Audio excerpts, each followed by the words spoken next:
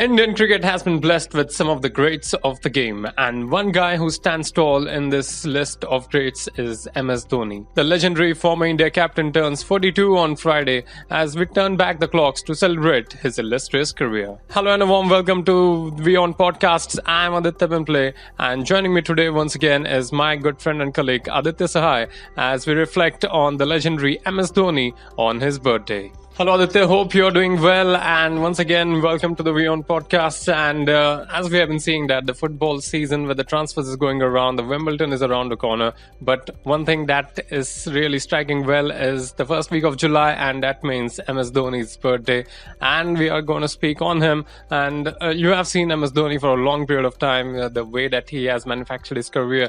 So what can you say about Dhoni if you are to describe him as a player, as a legend?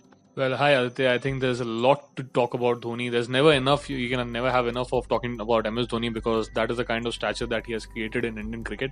I mean, at a time when Indian team was struggling for a wicketkeeper batter, at that time BCCI concentrated on the upcoming players from the two-tier cities, and that is how they got hold of MS Dhoni and his talent. And the man made the most of his. You can say he was not technically very sound, and he has always been an unorthodox kind of a player and captain and a wicketkeeper. But he always adapted to the game, to the style of the game, and he always moved ahead as per the game's pace. And he has retired as a legend. He is one of the legends of Indian cricket for sure.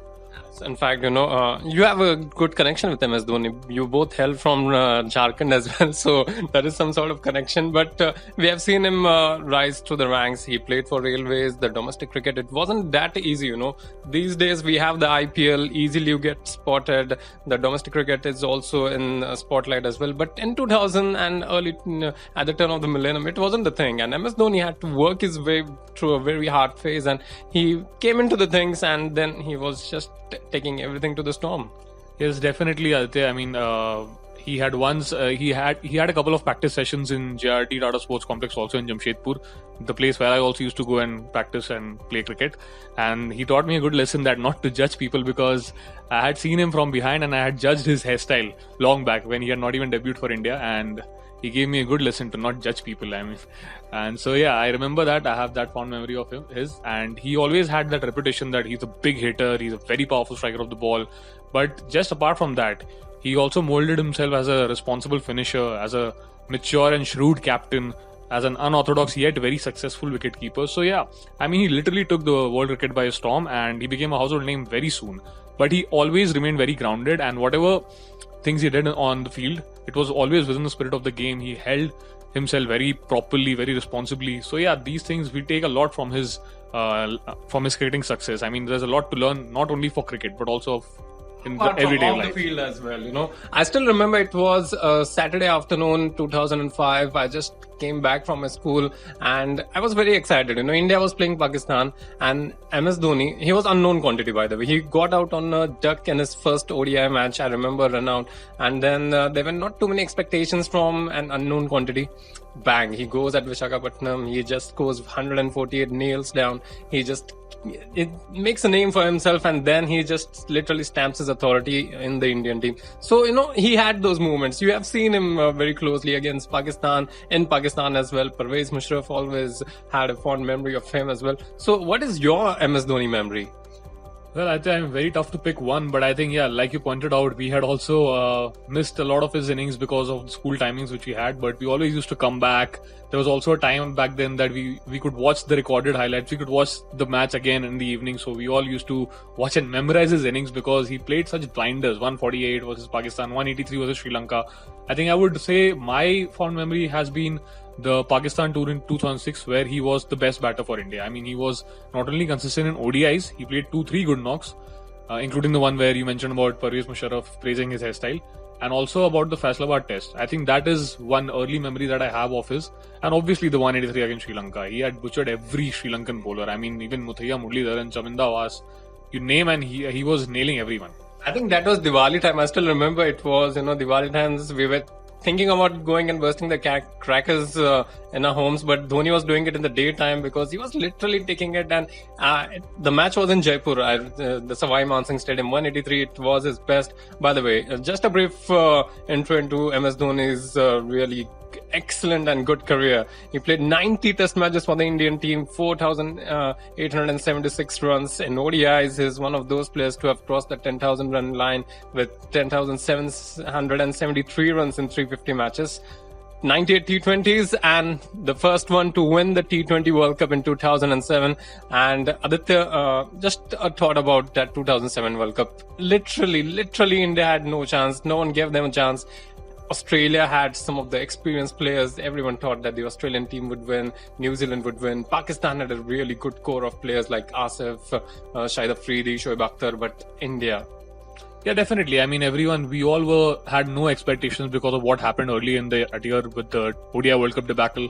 And it was a young squad, but I think it worked in their favor that they went with a nothing to lose attitude, which should be for India also in the current times. But yeah, talking about the World Cup inaugural edition, I mean, we all were watching it like in the evening, just like we watch a regular bilateral series because we did not have much hopes from the team. But MS Dhoni marshaled the troops very well. I mean, Gambhir, Sehwag, UV, Bajji, everyone contributed, not just Dhoni. But in that tournament, he showed that he's ready for captaincy. He's someone who reads the game well, even from behind the stumps, and he can take that extra responsibility. So there were some high points there which assured us that, yeah, Indian cricket is in safe hands with Dhoni's leadership. And I think he brought this formula to success. That was youth and experience. He blended it really well, even in the future as well. Putting Rahul Dravid outside the ODI squad, but still getting him in the Test squad and winning matches overseas as well. But then there were another few of the high points in his career. CB Series 2008, then the ODI World Cup 2011. So you have some memories to reflect on those two achievements. Definitely. I mean, CB Series, he was pretty sure, very vocal about that he wanted a good fielding side, and that is why he wanted the removal of some seniors. But yet, I mean, there was also a quote from one of the former cricketers, probably Rahul Dravid, that we always knew who the captain was.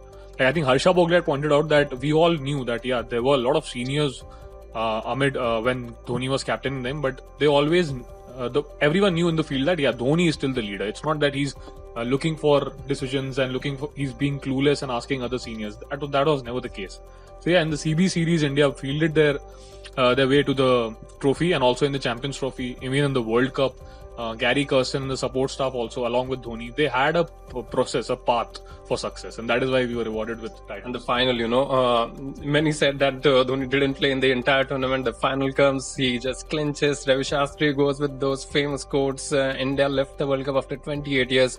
Only the second Indian captain to lift a World Cup, and 2 World Cups in his bank, Champions Trophy in 2013. So, and still the last Indian captain to win an ICC trophy. So he has really collected an illustrious trophy cabinet. Definitely. I mean, he's second to none, and he has done it in style. He has been calm, composed. He has made the team temperamentally very strong in ICC tournaments when we used to falter in the crunch matches, and we became a better fielding side slowly and steadily as a unit. There were a few good fielders in Ganguly Dravid's captaincy also, but slowly and steadily the team improved and focused a lot on fielding. I mean, we became more street smart players.